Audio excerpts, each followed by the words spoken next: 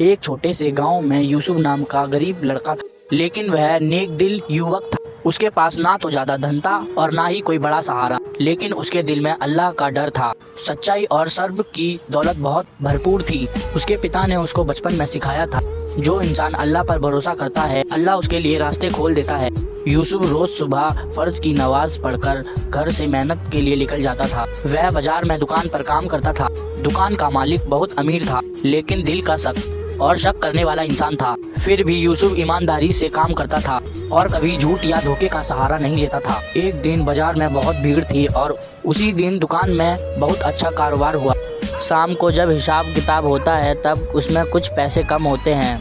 मालिक को गुस्सा आ गया और उसने बिना जांच पड़ताल के यूसुफ पर चोरी का नाम लगा दिया कि यूसुफ ने पैसे चुराए हैं। यूसुफ को बहुत दुख हुआ, लेकिन उसने अपने मालिक को ऊंची आवाज में कुछ ना बोलकर दुकान से बाहर आ जाता है और अपने मालिक से कहता है कि अल्लाह गवाह है, मैंने चोरी नहीं की है। फिर यूसुफ उसी रात बहुत रोया और अल्लाह से दुआ करी।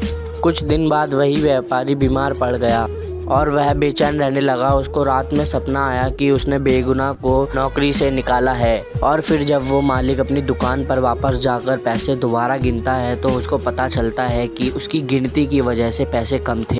फिर वह यूसुफ को एक पत्र लिखता है और फिर उसको ढूंढने निकल जाता है, क्योंकि उसने बेगुनाह को बेवजह उसे दुकान से निकाल दिया था। अब वह दुकान का मालिक यूसुफ को ढूंढने निकल जाता है।